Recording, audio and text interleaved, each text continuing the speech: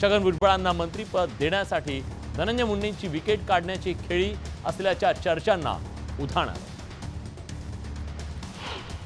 मातोश्रीवर खासदार संजय राऊतांना खोलीत कोंडल्याचा भाऊ तोरसेकरांनी दावा केला, तर संजय राऊतांकडून त्याचं जोरदार खंडन करण्यात आलं। तर हे सगळे महत्त्वाचे मुद्दे आपल्याला पुढच्या अर्ध्या तासात जाणून घ्यायचे आहेत। पण आज सोशल मीडिया तुम्ही उघडला असेल, मोबाईल उघडला, ट्विटर उघडा, फेसबुक उघडा, सगळीकडे एक बातमी चर्चेत आहे आणि ती बातमी आहे खासदार संजय राऊत यांना मातोश्रीमधल्या एका खोलीमध्ये डांबून ठेवण्यात आलं आणि दावा केला जातोय की तिथे कदाचित त्यांना मारहाण सुद्धा केली जाऊ शकते। हा दावा कुणी केला, या दाव्यावरती मग संजय राऊत काय म्हणाले आणि मग विरोधकांनी सुद्धा म्हणजे संजय राऊतांच्या विरोधकांनी या सगळ्या मुद्द्याचं राजकीय भांडवल करण्याचा कसा प्रयत्न केला जाणून घ्या। मातोश्री में उद्धव ठाकरे के निवास स्थान पर जो मुंबई के कार्यकर्ताओं को और जो ऑफिस बेरर से पदाधिकारी है, शाखा प्रमुख, विभाग प्रमुख वगैरह, उनकी मीटिंग में जब अपना बड़बोनापन फिर से संजय राउत ने शुरू कर दिया तो इतने लोग गुस्सा हो गए, जमा हुए वहां थे वो, क्यों बोले आप चुप करो, आप नहीं तो पार्टी डुबाई है।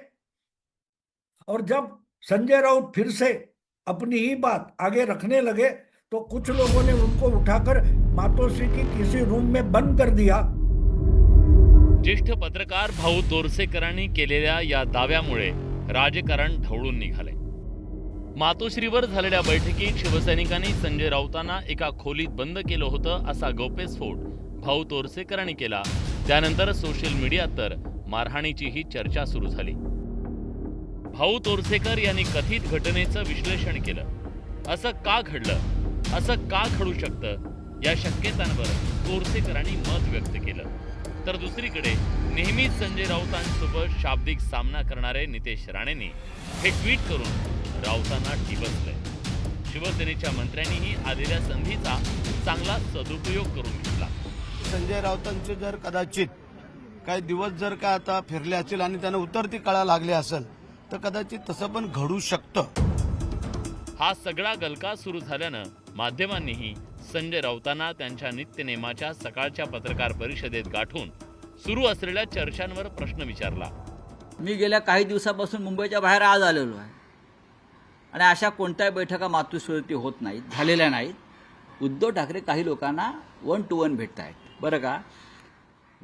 RSSचा जो IT सेल आहे त्याला काय कामधंदा सध्या उरलेला नाही भाजपचा। संजय राऊत इतक्यावर थांबले नाही तर त्यांनी मागे काय झालं आणि पुढे काय करणार हेही त्यांच्या शैलीत जळजळीत शब्दात सांगून टाकत सत्ताधाऱ्यांना इशारा दिला। मी त्यांना पुरून उरणारा माणूस आहे आणि उरलेलो आहे। त्यांच्या छाताडावर पाय देऊनच मी पुढे जाणार आहे सगळ्यांनी। तुम्ही मला तुरुंगात टाकून झालं, मला मारण्याचे प्रयत्न झाले, माझ्या बदनाम्या करण्याच्या मोहिमा राबवल्या, आता नवीन जर राबवणार असाल तर आनंद जरूर घ्या। मी आणि उद्धव ठाकरे आम्ही एकाच नाण्याच्या 2 बाजू आहोत। संजय राऊत आणि सत्ताधारी यांच्यात दररोज लढाई सुरू असते। सत्ताधाऱ्यांकडून नितेश राणे, प्रवीण दरेकर, प्रसाद लाड, संजय शिरसाट, गुलाबराव पाटील, दादा भुसे, अमोल मिटकरी यांच्यासह तिन्ही पक्षांचे प्रवक्ते संजय राऊतांवर हल्ले चढवत असतात। तर दुसरीकडे महाविकास आघाडीकडून संजय राऊत या सगळ्या नेत्यांचा पत्रकार परिषद आणि सामनातल्या अग्रलेखाच्या माध्यमातून एकट्यानं मुकाबला करत असतात। आणि आता कथित मारहाणीच्या मुद्द्यामुळे पुन्हा एकदा त्यांच्या शाब्दिक रणसंग्राम सुरू झालाय। Bureau report, news 18 Lokmat. या विधानसभा निवडणुकी